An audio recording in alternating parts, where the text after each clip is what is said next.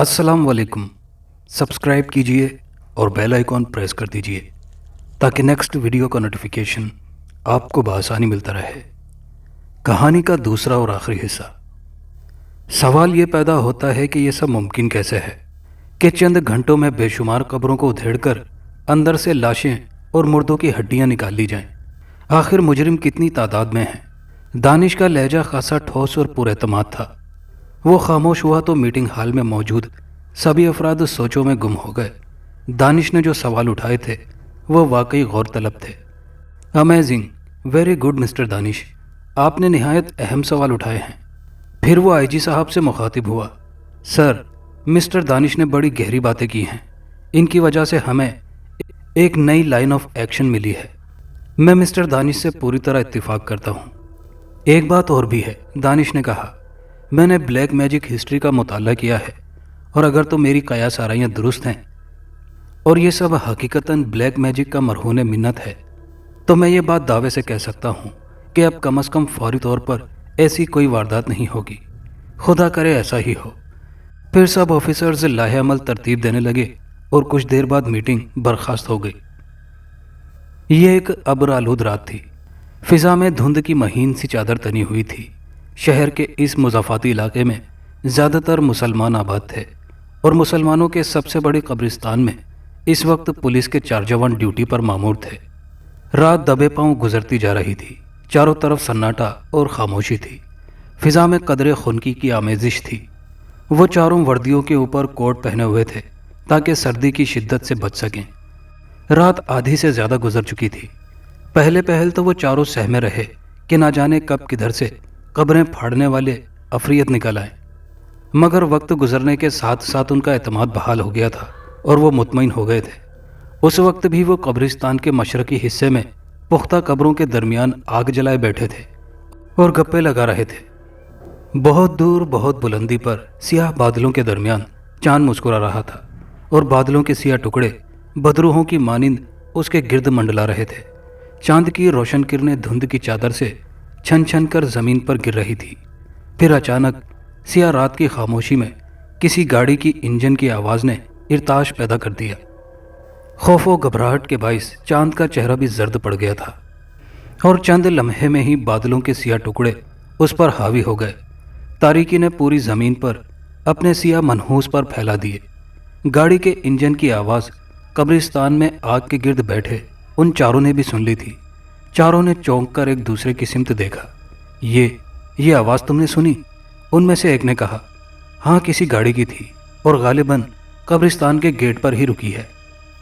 कोई गड़बड़ होने वाली है, खतरा। जल्दी करो, ये आग बुझा दो, चौथे ने तेज लहजे में कहा और अपनी राइफल संभालता हुआ उठ खड़ा हुआ। बाकी तीनों आग पर मिट्टी डालने लगे। चंद लम्हों बाद ही आग मिट्टी के नीचे दबकर बेनामो निशान हो चुकी थी। आग के बुझते ही अंधेरा फैल गया। वो तीनों भी अपनी बंदूकें उठाकर खड़े हुए थे। मेरे साथ आओ, पहले उठने वाले ने तीनों को मुखातिब किया और फिर वो चारों एक तरफ बढ़ गए। कब्रिस्तान का सलाखों वाला गेट असखुद मैकान की अंदाज में खुलता चला गया। गेट से एक ऊंचे लंबे कद का शख्स कब्रिस्तान में दाखिल हुआ। उसके कंधे से एक सियाह चर्मी बैग लटक रहा था। उसके एक हाथ में कुदाल और दूसरे हाथ में बेलचा था। गेट से अंदर दाखिल होते ही एक लम्हे के लिए रुक गया और चारों तरफ यूं देखने लगा जैसे वो अंधेरे में बखूबी देख सकता हो। फिर वो शख्स एक जानिब बढ़ गया। उसका रुख कब्रिस्तान से मुल्हिका जनाजागाह की तरफ था। वो रास्ते में आने वाली कब्रों को रौंदता हुआ आगे बढ़ रहा था। कब्रिस्तान में चीखते हुए झिंगर किसी नामालूम खौफ के एहसास से सहम कर खामोश हो गए थे। वो सियापोश अभी जनाजागाह से कुछ फासले पर ही था कि अचानक किसी जानिब से 4 अफराद नमूदार हुए और एक करख्त आवाज़ उसकी समात से टकराई। रुक जाओ, खबरदार, अपनी जगह से 1 इंच भी हरकत ना करना वरना सीने में गोली दाग दूंगा। और साथ ही टार्च की तेज़ रोशनी उसके चेहरे पर डाली गई, मगर उसने बरक रफ्तारी से बेलचा मुंह के आगे कर लिया। पुलिस के 4 जवान उस पर बंदूकें ताने हुए थे। कौन हो तुम? उससे सवाल किया गया था।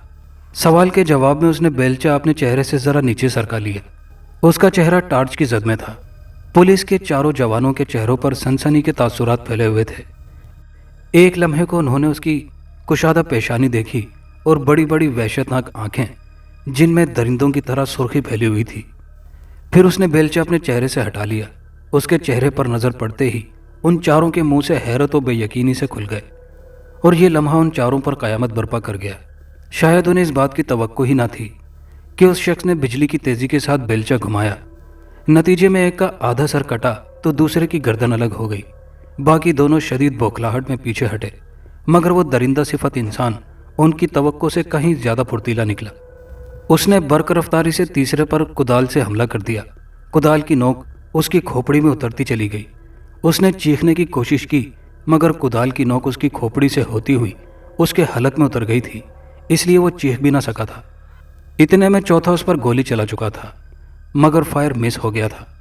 اس نے دوبارہ ٹریگر دبایا، مگر فائر اس بار بھی مس ہو گیا۔ پھر اس سے پہلے کہ وہ تیسری بار کوشش کرتا یا پلٹ کر بھاگتا، اس وحشی انسان نے کدال کو نصف دائرے کی صورت میں گھماتے ہوئے اس پر حملہ کر دیا۔ اس بیچارے نے بچنے کی بہت کوشش کی، مگر کدال کی بھرپور ضرب اس کے جبڑے کا بھرکس نکالتی ہوئی چہرے سے پار گزر گئی تھی۔ اس کی اذیتناک کرا اس کے حلق میں پھنس کر رہ گئی تھی۔ وہ پوری طرح تڑپ بھی نہ پایا تھا کہ اس کی روح اس کے جسم سے پرواز کر چکی تھی۔ آج خلاف معمول دھند زیادہ تھی اور فضا بھیگی ہوئی تھی۔ انتظامیہ کو ایک نیا دھچکا لگا تھا۔ سخت انتظام اور پہرے کے باوجود ایک اور قبرستان پامال کر دیا گیا تھا۔ قبرستان میں پہرا دینے والے چاروں سپاہیوں کو نہایت بے دردی سے قتل کر دیا گیا تھا۔ طریقہ کار مختلف نہ تھا۔ انسانی کھوپڑی کا چراغ جلایا گیا تھا، قبریں پھٹی ہوئی تھی اور مردے غائب تھے۔ گزشتہ واقعات کی روایت کی طرح پولیس افسران قبرستان میں موجود تھے اور قبرستان کا معائنہ جاری تھا۔ آئی جی صاحب بذات خود قبرستان میں موجود تھے۔ تمام افسران کے چہرے پر الجھنیں اور پریشانی کے تاثرات ضبط تھے۔ پھر بعد میں دانش وہاں پہنچا تو اس کے قریب آتے ہی آئی جی صاحب نے کہا، مسٹر دانش یہ کیا ہے؟ آپ نے تو کہا تھا کہ اب کوئی فوری طور پر حادثہ نہ ہوگا، اور کل کی رات ہی یہ سب ہو گیا۔ اس کا مطلب یہ ہوا کہ آپ کی قیاس آرائیاں غلط تھیں۔ دانش نے اپنے اطراف میں گہری نظر ڈالی اور ٹھوس لہجے میں گویا ہوا، مگر میں نے تو جو کل تک کہا تھا وہ محض قیاس آرائیاں تھیں، مگر اس وقت وہ باتیں ٹھوس حقیقت بن چکی ہیں اور انداز یقین میں بدل گئے ہیں۔ اب میں پورے وثوق سے کہہ سکتا ہوں کہ ان تمام واقعات کے پیچھے ایک شیطان کا ہاتھ ہے۔ کیا مطلب مسٹر دانش؟ آپ جو کہنا چاہتے ہیں ذرا کھل کر کہیں۔ سوری سر، مجھے مجبور مت کیجیے۔ ابھی میں اس بارے میں کچھ نہیں کہوں گا، البتہ یہ بتائے دیتا ہوں کہ میں اس شیطان تک پہنچ گیا ہوں۔ بس جیسے ہی کوئی ثبوت ہاتھ آیا اور اس کی شخصیت واضح ہوئی، میں اس پر ہاتھ ڈال دوں گا۔ Okay young boy, as you wish, I G نے کہا۔ Thank you sir. دانش وہاں سے ہٹا اور لاشوں کے قریب پہنچ گیا۔ وہ بڑے غور سے لاشوں کا جائزہ لے رہا تھا۔ پولیس اپنی رسمی کارروائیوں میں مصروف تھی۔ پھر جب لاشوں کو وہاں سے ہٹایا گیا تو دانش قبرستان سے نکل آیا۔ اس نے اپنی کار اسٹارٹ کی ہی تھی کہ اسے وائرلیس پر سگنل موصول ہوا۔ یس دانش اٹینڈنگ یو، اس نے سیٹ کو آن کرتے ہوئے کہا۔ بلیک ایگل رپورٹنگ سر۔ اس نے ہنکارا بھرا۔ سر بنجر زمین گزشتہ 35 سالوں سے غیر آباد رہی ہے، اور ان 35 سالوں کے انتظار کا کوئی فائدہ نہیں ہوا۔ میں نے ہوائی کھاد بھی ڈال دی، مگر فصل کا نام و نشان تک نہیں۔ تم ایسا کرو، وہ زمین خدا کے سپرد کر دو اور اپنی پرانی زمین آباد کر لو۔ اور دانش نے سیٹ آف کر دیا۔ چند لمحے کسی گہری سوچ میں ڈوبا رہا، پھر سر جھٹکتے ہوئے اس نے گاڑی آگے بڑھا دی۔ ابھی قبرستان اور مردوں کی گمشدگی یا چوری کا معمہ حل نہ ہو پایا تھا کہ انتظامیہ کے لیے ایک نیا درد سر پیدا ہو گیا تھا۔ سری رام گپتا شہر کے ایک معروف صنعت کار تھے۔ ان کی کوٹھی اس وقت اعلیٰ پولیس افسران سے بھری ہوئی تھی۔ گھر کے افراد اور ملازم بری طرح دہشت زدہ تھے۔ دانش، لارنس اور چند دیگر معتبر آفیسرز اس وقت سری رام گپتا کے بیڈ روم میں موجود تھے۔ دروازہ اندر سے بند تھا۔ باہر مسلح افراد تعینات تھے اور پریس والوں کو بیڈ روم کے دروازے سے دور رکھنے کی کوشش کر رہے تھے۔ اندر موجود افراد پریشانی، خوف اور الجھن مختلف کیفیتوں کا شکار تھے۔ سامنے سری رام گپتا کے بیڈ پر ایک انسانی ڈھانچہ پڑا تھا۔ ہڈیوں کی تازگی اور چمک سے یوں لگتا تھا جیسے ابھی ابھی ڈھانچے کے وجود سے گوشت پوست کا لباس اتار کر ڈھانچے کو یہاں لٹایا گیا ہو۔ اس ڈھانچے کے علاوہ پورے کمرے میں کوئی غیر معمولی چیز نہ تھی۔ مسز گپتا کے بیان کے مطابق وہ معمول کے مطابق سو گئی تھی، اور رام گپتا صاحب عادت کے مطابق مطالعے میں مصروف تھے۔ صبح جب مسز گپتا کی آنکھ کھلی تو انہوں نے رام گپتا کی جگہ ایک استخوانی ڈھانچے کو لیٹے دیکھ کر ان کی چیخ نکل گئی تھی۔ मुलाजिम कमरे की तरफ दौड़ पड़े। वो दरवाज़ा खोलकर बाहर निकली और दहशत की शिद्दत से बेहोश हो गई। मुलाजिमों का भी यही बयान था। वो बेगम साहिबा की चीखों की आवाज़ सुनकर दौड़े आए थे। इतने में बेगम साहिबा दरवाज़ा खोलती हुई बाहर निकली और ढेर हो गई। हमने अंदर देखा तो अंदर का मंजर देखकर हमारे भी रोंगटे खड़े हो गए। फिर एक मुलाजिम ने ही थाने फ़ोन किया था। अब यह मामला भी एक भयानक इसरार की सूरत उनके सामने था। ढांचा कहाँ से आया और श्रीराम गुप्ता कहाँ गए? अकल चकरा कर रह गई। आखिर ये सब क्या हो रहा है? लॉरेंस ने होठ चबाते हुए कहा, भला इस ढांचे और गुप्ता साहब की शख्सियत के साथ क्या ताल्लुक? मगर दानिश ने कोई तबसरा नहीं किया। दानिश बड़ी गहरी नज़रों से ढांचे को घूर रहा था। उसका अंदाज ऐसा था जैसे वो ढांचे को धमका रहा हो कि उठकर बैठ जाओ वरना अच्छा नहीं होगा। इतने में एक ऑफिसर वायरलेस लिए लॉरेंस की तरफ बढ़ा। सर, आपके लिए हेडक्वार्टर से मैसेज है। लॉरेंस ने वायरलेस उसके हाथ से पकड़ लिया। Yes, Lawrence speaking.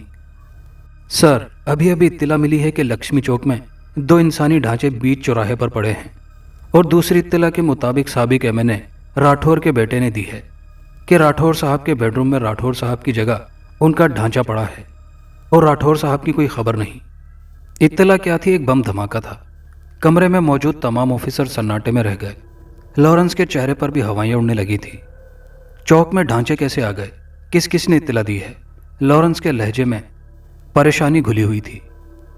सर, कोई नामालूम शख्स था। उसके कहने के मुताबिक ढांचे अचानक कहीं से नमूदार हुए थे, जैसे उन्हें फिजा या ज़मीन ने उगला हो, और अब वो चौराहे पर पड़े हैं। 2 ट्रैफिक कांस्टेबल भी वहाँ मौजूद हैं और ट्रैफिक जाम है। अभी उनकी तरफ से भी इत्तला आई थी और राठौर साहब। लॉरेंस अपना जुमला मुकम्मल न कर सका। इस इत्तला की भी कोई तफसील नहीं सर। वैसे अहले खाना दहशत ज़दा हैं। ठीक है, चौराहे से ढांचे उठवाओ और राठौर साहब के घर में खुद भी पहुंच रहा हूं। जी बेहतर सर। लॉरेंस ने पेशानी मलते हुए वायरलेस सेट उस ऑफिसर को पकड़ा दिया। अब सूरत हाल ये नहीं रहेगी, लॉरेंस ने खुद कलामी के से अंदाज में कहा। इस शहर में अफरियत वारिद हो गई है। फिर वो वहाँ मौजूद अपने साथियों से मुखातिब हुआ। सुनील, तुम यहीं रहो। सरजीत और बलराज, तुम मेरे साथ आओ। और वो तीनों कमरे से बाहर निकल गए। उनके पीछे ही दानिश भी कमरे से निकल आया। उसकी पेशानी पर गहरी लकीरें उभरी हुई थी और आंखों में शदीद उलझन के तासुरात हिचकोले ले रहे थे। उसे यकीन था कि इन तमाम मामलात के पीछे जिस शैतान का हाथ है मैं उसे पहचान चुका हूँ, मगर बावजूद कोशिशों के वो उसके खिलाफ कोई भी सबूत हासिल नहीं कर पा रहा था। बगैर सबूत के उस पर हाथ डालना बेकार था। सूरत हाल दिन ब दिन ख़राब होती जा रही थी। अगले रोज़ आईजी साहब ने दोबारा मीटिंग कॉल की थी, मगर उस मीटिंग में कोई भी हौसला अफजा बात सामने नहीं आई थी। सब अपनी अपनी जगह तिल मिलाते रहे या शर्मिंदगी का शिकार रहे। दानिश ने भी माजूरी का इजहार किया था। उसके बयान के मुताबिक वो शैतान शहर के ही किसी हिस्से में छुपा बैठा था जो ये सारी कार्रवाइयाँ कर रहा था, मगर सबूत न था कि किसको इस सब का जिम्मेदार ठहराया जाता। सब बेबस और मजबूर होकर रह गए थे। आने वाले दिनों में रही सही कसर भी पूरी हो गई थी। हज़ारों कोशिशों के बावजूद ये नया मामला प्रेस वालों से छुपाया न जा सका। शहर के मुख्तलिफ इलाकों और मुख्तलिफ मकामात से इंसानी ढांचे बरामद होने लगे थे। बहुत सी मारूफ हस्तियां भी गायब होने लगी थी और उनकी जगह उनके ढांचे मिलने लगे थे। मज़ीद किसी कब्रिस्तान की पामाली नहीं हुई थी, मगर ये नया सिलसिला कब्रिस्तान वाले मामले से भी ज़्यादा संगीन था। पूरे शहर में सनसनी फैल चुकी थी। लोग इंतहाई दहशत का शिकार थे। सरे शाम ही बाजार और दुकानें बंद होने लगी थी। कोई शख्स तन्हा कहीं निकलने की हिम्मत नहीं करता था। एक तहलका सा मच गया था।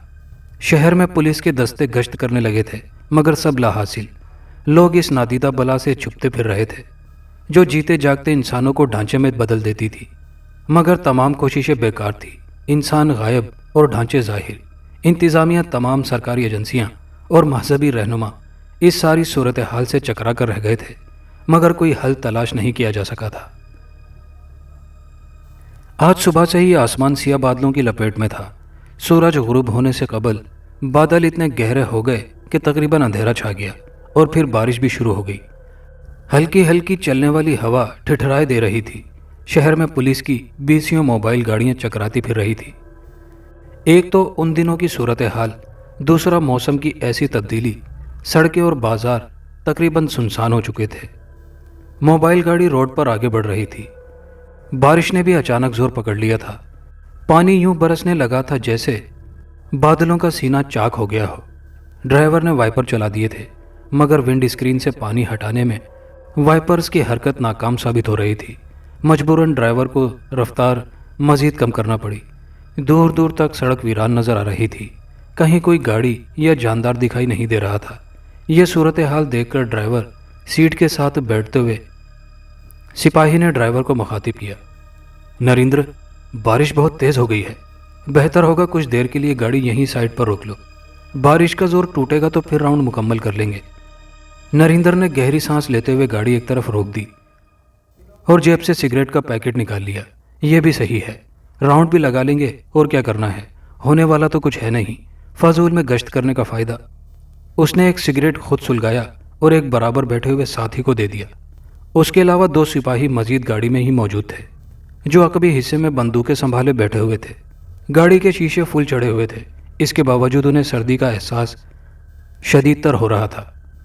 نریندر میاں، جب انسان ڈوب رہا ہوتا ہے تو بغیر سوچے سمجھے ہاتھ پاؤں چلاتا ہے، چاہے کچھ حاصل ہو یا نہ ہو۔ وہ خود کو یہ وشواس دلانے کی کوشش کر رہا ہوتا ہے کہ میں اپنے بچاؤ اور حفاظت کی پوری کوشش کر رہا ہوں۔ ہمارے بڑے بھی یہی کر رہے ہیں، خود کو بہلا رہے ہیں کہ ہم ہاتھ پر ہاتھ دھرے نہیں بیٹھے، مصیبت میں تو ہماری جانیں پڑی ہوئی ہیں۔ انہیں اس بات سے کیا غرض کہ انہیں کچھ فائدہ ہوتا بھی ہے یا نہیں، مزہ تو تب ہی ہے کہ ہمارے بڑے بھی ڈھانچوں میں بدل جائیں۔ نہ بڑے ہوں گے نہ ہم پر یہ عذاب ہوگا، نریندر نے کہا۔ وہ نہیں ہوں گے تو ان کی جگہ، بات کرتے ہوئے وہ چونک پڑا۔ ونڈ اسکرین پر وائپر چل رہا تھا اور پانی آبشار کی طرح گر رہا تھا۔ اس کی نظریں ونڈ اسکرین سے باہر سڑک پر جم کر رہ گئی تھی، جہاں فٹ پاتھ پر لگے بجلی کے پول کے نیچے کسی کی موجودگی کا شک سا گزر رہا تھا۔ اس کی نظروں کے تعاقب میں نریندر نے دیکھا، جہاں فٹ پاتھ پر لگے بجلی کے پول کے نیچے کوئی بیٹھا ہوا دکھائی دے رہا تھا۔ پانی کی موٹی چادر میں سے اس کا محض ہیولا ہی دکھائی دے رہا تھا۔ ملگجی سا اندھیرا اور پانی کا گدلا پن اسے صرف اس پول کے نیچے کسی کی موجودگی کا شک سا گزر رہا تھا۔ کیا وہاں کوئی موجود ہے؟ لگ تو یہی رہا ہے جیسے کوئی بیٹھا ہو۔ اتنی شدید ٹھنڈ اور بارش میں کون پاگل کا بچہ بھیگے گا؟ نریندر نے متحیر لہجے میں کہا۔ گاڑی اسی طرف لے چلو، ذرا دیکھے تو صحیح۔ نریندر نے گاڑی سٹارٹ کی اور اس پول کی جانب بڑھا دی۔ وہاں سچ مچ میں کوئی بیٹھا تھا اور موسلا دھار بارش میں بھیگ رہا تھا۔ نریندر نے ہیڈ لائٹس بھی آن کر دی اور گاڑی سیدھی اس کے سامنے لیتا چلا گیا، اور پھر جب گاڑی اس کے بالکل سامنے پہنچی تو بے اختیار نریندر کا پاؤں بریک پر جا پڑا۔ اس کی سانس حلق میں اٹک کر رہ گئی اور آنکھیں پھٹی کی پھٹی رہ گئی۔ وہ انسانی ڈھانچہ تھا جو فٹ پاتھ پر جمع ہو جانے والے پانی میں اطمینان سے ٹانگیں پسارے بیٹھا تھا۔ حیرت کی شدت اور خوف و دہشت اس کے سینے کی پسلیوں کے اندر، دھڑکتا دل اور پھولتے پچکتے پھیپھڑے گاڑی کی ہیڈ لائٹس میں واضح دکھائی دے رہے تھے۔ نریندر کے ساتھی کی حالت بھی خراب تھی۔ گاڑی اس کے سامنے رکی تو اس ڈھانچے نے سر اٹھا کر سامنے دیکھا۔ وہ دونوں جھرجھری سے لے کر رہ گئے تھے۔ آنکھوں کی جگہ نظر آنے والے سوراخوں میں سے موٹے موٹے سفید ڈیلے چمک رہے تھے۔ ڈھانچے نے فوراً استخوانی ہاتھ چہرے کے سامنے کر لیا، جیسے روشنی سے چہرہ چھپا رہا ہو۔ پھر اچانک وہ تڑپ کر اپنی جگہ سے اٹھا اور پانی میں چھپاک چھپاک کرتا ایک طرف کود پڑا۔ وہ دونوں مبہوت ہو کر رہ گئے تھے۔ ان کی حالت یہ تھی کہ کاٹو تو لہو نہیں۔ نریندر کے ہاتھ پر بندھی گھڑی نے شام 6 بجے کا الارم بجایا تو جیسے ان پر طاری سکتا ٹوٹ سا گیا۔ موبائل میں سب انسپکٹر سیتو رام 4 سپاہیوں کے ہمراہ گشت پر تھا۔ اس گشت کی کمانڈ اسی کے پاس تھی اور بار بار وائرلیس پر شہر میں گشت کرتی ہوئی دوسری گاڑیوں سے صورتحال معلوم کر رہا تھا، کیونکہ ہر 2 گھنٹے بعد اسے اپنے ASP کو رپورٹ کرنا تھی۔ گزشتہ 1.5 گھنٹے سے وہ ایک درمیانے درجے کے ہوٹل کے سامنے گاڑی کو رکوائے کھڑا تھا، کیونکہ بارش بہت شدت اختیار کیے ہوئے تھی۔ اب بارش کا کچھ زور ٹوٹا تھا۔ چلو کمار، گاڑی مارکیٹ کی طرف لے چلو، اس نے ڈرائیور کو مخاطب کیا۔ ڈرائیور نے گاڑی سٹارٹ کر کے آگے بڑھا دی۔ اس خراب موسم میں گشت کے سلسلے نے سبھی پر شدید بیزاری طاری کر رکھی تھی۔ اچانک ایک موڑ کاٹتے ہوئے ڈرائیور بری طرح بوکھلا گیا۔ وہ اچانک ہی گاڑی کے سامنے آ گیا تھا۔ شاید اسے بھی توقع نہیں تھی کہ یوں اچانک کوئی گاڑی کے سامنے آ جائے گا۔ پھر جیسے ہی انہوں نے گاڑی سے ٹکرا کر گرنے والے کی طرف توجہ کی تو دونوں بھونچکے رہ گئے۔ وہ 6 فٹ قامت کا ایک استخوانی ڈھانچہ تھا اور پسلیوں کے پار اس کے اندرونی اعضاء صاف دکھائی دے رہے تھے۔ وہ نیچے گرتے ہی کسی اسپرنگ کی طرح اچھلا اور ایک سمت کود پڑا۔ چند لمحوں کے لیے تو جیسے ان سب کے حواس سلب ہو کر رہ گئے تھے۔ फिर कुमार की हकलाई हुई आवाज़ बुलंद हुई, गाड़ी मोड़ो कुमार, उसका पीछा करो जल्दी। और फिर कुमार ने बर्क रफ्तारी से टर्न लिया और गाड़ी बंदूक से निकली हुई गोली की तरह उस तरफ दौड़ पड़ी जहां चंद लम्हे पहले वो ढांचा दौड़ा था। सेतुराम ने होल्स्टर से पिस्टल निकाल लिया। फिर वो अकब में मौजूद खिड़की की तरफ रुख करते हुए पीछे बैठे सिपाहियों से मुखातिब हुआ, अलर्ट। कुछ ही दूर उन्हें वो ढांचा भी दिखाई दे गया जो बीच सड़क पर दौड़ रहा था। हैरत अंगेज तौर पर उसके भागने की रफ्तार इंतहाई तेज थी, नाकाबिले यकीन। कुमार ने एक्सीलेटर पूरे जोर से दबा रखा था मगर फासला कम होने में नहीं आ रहा था और फिर अचानक ही वो ढांचा दाएं हाथ की सड़क पर मुड़ गया। कुमार ने पूरे जोर से ब्रेक पर पांव रख दिया। सुनसान सड़क पर गाड़ी के टायरों की चरचराहट बड़ी डरावनी थी। जितनी देर में गाड़ी संभली, टर्न लिया और स्पीड बढ़ाई गई, ढांचा इतनी दूर निकल चुका था कि बढ़ते हुए अंधेरे में वो मदगम होकर रह गया था। सेतुराम ने वायरलेस ऑन किया और दूसरी गाड़ियों की पोजीशनें मालूम करने लगा। कृष्ण रोड पर एक इंसानी ढांचा तुम्हारी सिमत दौड़ कर आ रहा है, उसका रास्ता रोको। सर, अभी हमने भी एक जिंदा ढांचा देखा है, वो भी उसी सिमत दौड़ा है। ताकुब करो, पूरी कोशिश करो कि सही सलामत हाथ लगे। कोई अंदेशा हो तो बिला तामुल फायर खोल देना। बेहतर जनाब।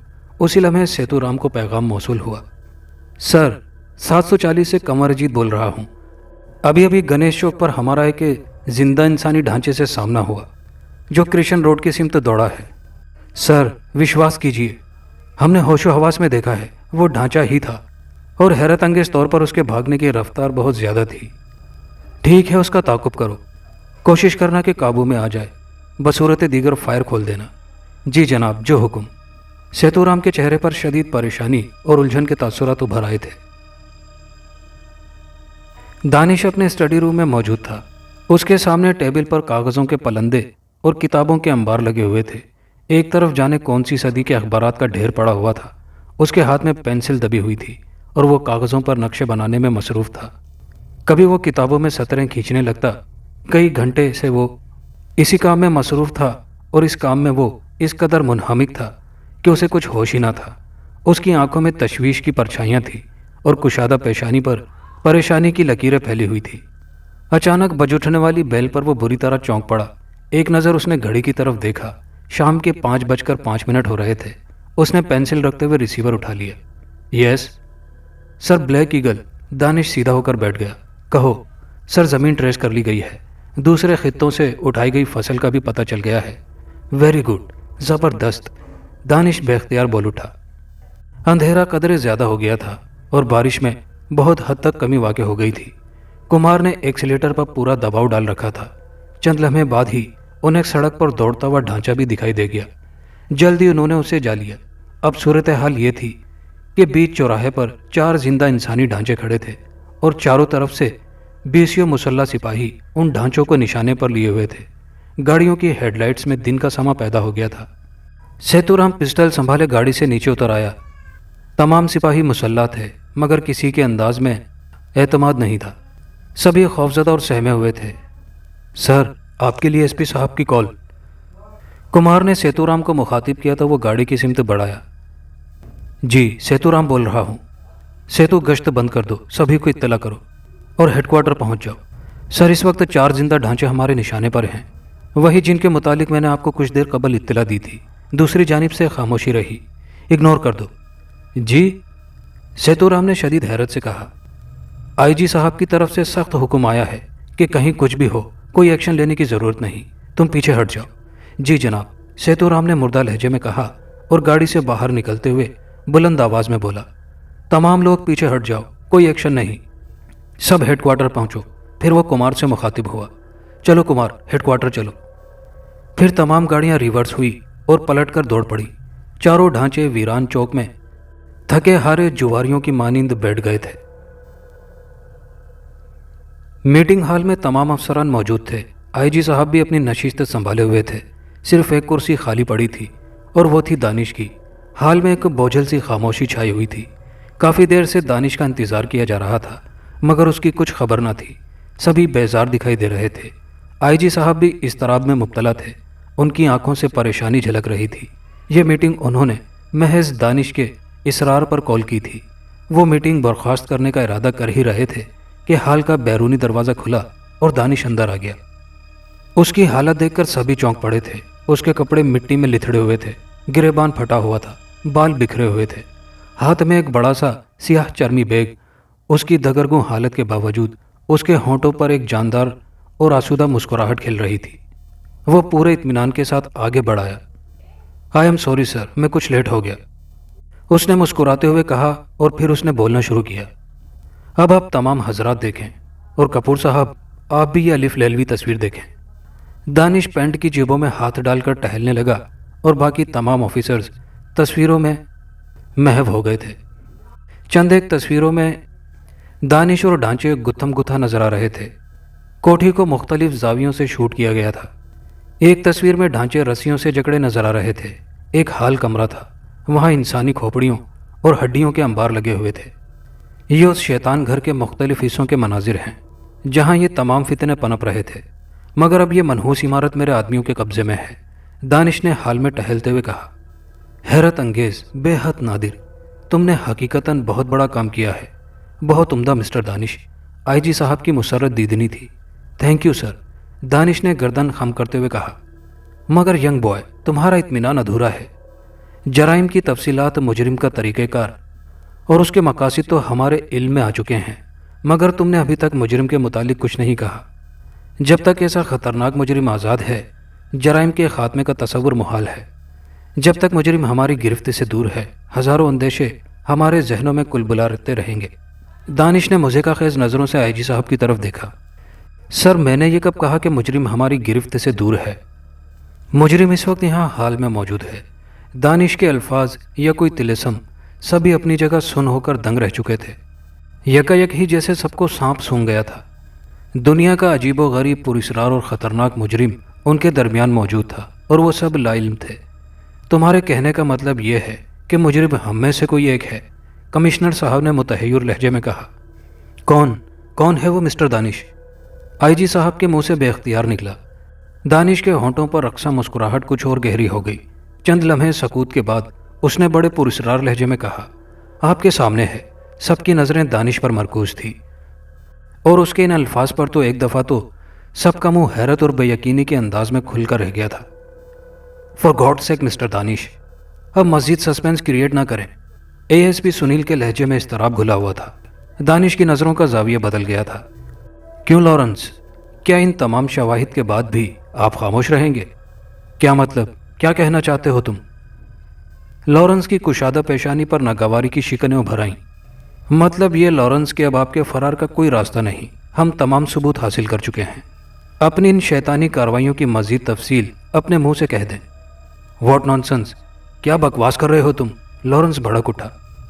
ینگ بوائے، کیا تمہیں اندازہ ہے کہ تم کیا کہہ رہے ہو؟ کیا تمہارے پاس لارنس کے خلاف کوئی ثبوت ہے؟ اگر ہے تو فوراً پیش کرو۔ یس سر، ایک نہیں، بہت ثبوت اور بہت سے محرکات ہیں۔ پھر وہ کمشنر صاحب کی طرف پلٹا۔ محترم، لارنس کے معاملے میں آپ کی معلومات ادھوری ہیں، مگر میں اپنی معلومات مکمل کر چکا ہوں۔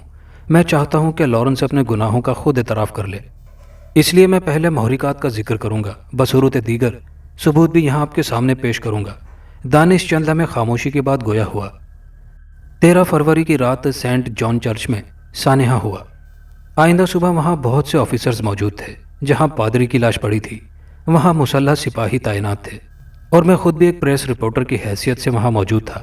سب سے آخر میں آنے والی شخصیت لارنس تھے۔ انہوں نے جب پادری کی لاش کا جائزہ لیا تو سر کا وہ حصہ جو چراغ کی صورت میں استعمال کیا گیا تھا، وہ دیکھ کر پریشانی اور تشویش جو کہ لارنس کے چہرے پر آئی تھی، وہ قابل غور تھی۔ میں نے سوال کے متعلق سوال کیا تو لارنس کا رویہ ایسا تھا کہ وہ مجھ پر جھپٹ پڑتے۔ اس کے بعد لاش کے قریب کوئی نہیں گیا، مگر سر کا وہ حصہ نہیں ملا جو بعد میں تمام قبرستانوں سے غائب رہا۔ یہاں ان کی شیطانی طاقتیں کام کرتی تھی۔ 1000 انسانی کھوپڑیاں اور ہزاروں روحوں کی اکائی بھی انہی کھوپڑیوں پر تھی، جن کو بطور چراغ استعمال کیا گیا۔ اگر وہ ان کے ہاتھ سے نکل جاتی تو سب کچھ نکل جاتا۔ مجھے اسی دن لارنس پر شبہ ہو گیا تھا، سو میں نے اپنے آدمی ان کے پیچھے لگا دیے۔ 22 فروری کی میٹنگ کے دوران جب میں نے ان واقعات کو کالے جادو سے منسوب کیا تھا، وہ بھی میری ایک چال تھی جو کہ کامیاب رہی۔ دانش نے ٹیبل کی جانب اشارہ کیا۔ اس ٹیبل کی سطح بہت صاف ہے، شیشے کا گمان ہوتا ہے۔ میں اس وقت اس میں لارنس کے تاثرات کا ہی جائزہ لے رہا تھا، اور وہ تاثرات میری گرفت میں آ گئے۔ میں نے کہا تھا کہ یہ کالی طاقتوں کا کام ہے اور اب فوری طور پر ایسا کوئی واقعہ رونما نہیں ہوگا۔ لارنس کو یہ کسی طور بھی گوارا نہ تھا کہ کسی کا ذہن شیطانی طاقتوں کی طرف جائے۔ میری توقع کے عین مطابق لارنس نے اسی رات ایک اور قبرستان پامال کر ڈالا۔ اب ذرا ان واقعات کی ترتیب پر غور کریں۔ پہلا واقعہ 13 فروری کو رونما ہوا، دوسرا 15 کو، تیسرا 17 کو، چوتھا 19 کو، پانچواں 21 کو اور چھٹا 22 کو، یعنی پہلے 5 واقعات تاک تاریخوں میں ہوئے، دوسرا ایک دن کے وقفے سے، جبکہ چھٹا متضاد ہے۔ یہ لارنس کی نفسیاتی حرکت تھی۔ 22 تاریخ کی صبح ہی میرے آدمی نے، جو کہ لارنس کی نگرانی پر مامور تھا، مجھے وائرلیس پر انفارم کیا کہ لارنس گزشتہ 35 گھنٹوں سے فلیٹ پر نہیں پہنچا۔ اس نے فلیٹ کی تلاشی بھی لی مگر کچھ حاصل نہ ہوا۔ یہ بات بھی غور طلب ہے کہ جب کوئی ایسا واقعہ رونما ہوا، سر لارنس اس دوران غائب رہے۔ کیوں مسٹر لارنس، کہ اب بھی آپ انکاری ہوں گے؟ اس نے چپتے ہوئے لہجے میں کہا۔ تمہاری یہ بکواس بے فائدہ اور فضول ہے۔ لارنس کا لہجہ تلخی لیے ہوئے تھا۔ کمشنر صاحب آئی جی صاحب سے مخاطب ہوئے۔ سر، ان تمام واقعات سے کہاں ثابت ہوتا ہے کہ ان سب واقعات کا ذمہ دار لارنس ہے؟ آئی جی صاحب استفہامیہ نظروں سے دانش کی طرف دیکھنے لگے۔ دانش نے اس بیگ کی زپ کھول دی جو وہ اپنے ساتھ لایا تھا اور پھر ٹیبل پر الٹ دیا، اور پھر اسے جو کچھ برآمد ہوا اس پر نظر پڑتے ہی کئی افسران کی چیخیں نکل گئی۔ کئی افسر بوکھلاہٹ میں کرسیوں سمیت الٹ گئے۔ خود آئی جی صاحب بھی ہڑبڑا کر اٹھ کھڑے ہوئے۔ ٹیبل پر کٹی ہوئی انسانی کھوپڑیاں بکھر گئی۔ لارنس کے چہرے پر بھی ہوائیاں اڑ رہی تھی۔ اکائی تمہارے ہاتھ سے نکل گئی مسٹر لارنس، اب یہ میری دسترس میں ہے۔ اب تمہارے اختیار میں کچھ نہیں، تم پوری طرح بے بس ہو چکے ہو۔ پھر وہ رخ بدل کر آئی جی صاحب سے مخاطب ہوا۔ سر، باہر کچھ مہمان ہیں، میں انہیں اندر بلانا چاہتا ہوں۔ ہاں ہاں بلاؤ۔ 1 منٹ، ابھی آ جاتے ہیں۔ آئی جی صاحب کی کیفیت دگرگوں تھی۔ پھر انہوں نے ٹیبل کے کونے میں لگا ہوا بٹن پریس کیا۔ ایک نوجوان داخل ہوا جس کے ساتھ چند برقع پوش خواتین تھیں۔ دانش بولا، ارے اپنا حسن تو دکھاؤ۔ حسن دیکھنے کے لیے ہوتا ہے، نہ کہ چھپانے کے لیے۔ پھر ان سب نے اپنے چہروں سے نقاب الٹ دیے۔ انہیں دیکھ کر کئی آفیسرز کی چیخیں نکل گئی۔ وہ سب ڈھانچے تھے۔ دوستو، تمہاری اس ذلت آمیز حالت کا ذمہ دار تمہارے سامنے موجود ہے، ڈھانچوں کو دانش نے مخاطب کرتے ہوئے کہا اور لارنس کی طرف اشارہ کیا۔ لارنس پر شدید بوکھلاہٹ طاری ہو گئی تھی۔ اس نے تیزی سے اٹھنے کی کوشش کی مگر ٹیبل اور کرسی سے الجھ کر گر پڑا۔ ڈھانچوں نے اسے دبوچ لیا۔ پورا حال لارنس کی کربناک چیخوں سے گونج اٹھا۔ وہ بری طرح تڑپ رہا تھا اور خود کو ڈھانچوں کی گرفت سے آزاد کرانے کی کوشش کر رہا تھا، مدد کے لیے پکار رہا تھا، مگر ڈھانچے پوری طرح اس پر حاوی تھے۔ جو کچھ اس نے بویا تھا وہ انہیں کاٹ رہا تھا۔ پھر آہستہ آہستہ اس کی چیخیں مدھم پڑتے پڑتے دم توڑ گئیں۔ اب اس کی جگہ لارنس کا اپنا ڈھانچہ زمین پر پڑا تھا، جس کے اطراف گوشت کے لوتھڑے اور خون کا ایک تالاب سا نظر آ رہا تھا۔ ڈھانچوں کے وجود میں قید روحیں محدود وقت کی حدود سے آزاد ہو گئی تھیں۔ جبران کا جاپ مکمل ہو چکا تھا۔ وہ اپنی طاقت کی مدد سے سب کچھ دیکھ چکا تھا۔ اس کے ہونٹوں پر ایک فاتحانہ مسکراہٹ تھی اور دانش اس کا بہت شکر گزار تھا، کیونکہ شیطانی طاقتوں کا سلسلہ ختم ہو گیا تھا۔ دوستو، یہ کہانی یہاں اپنے اختتام کو پہنچی۔ کہانی اچھی لگی ہو تو ویڈیو کو لائک شیئر ضرور کیجیے گا اور کامنٹ باکس میں اپنی قیمتی رائے کا اظہار ضرور کیجیے گا۔ شکریہ۔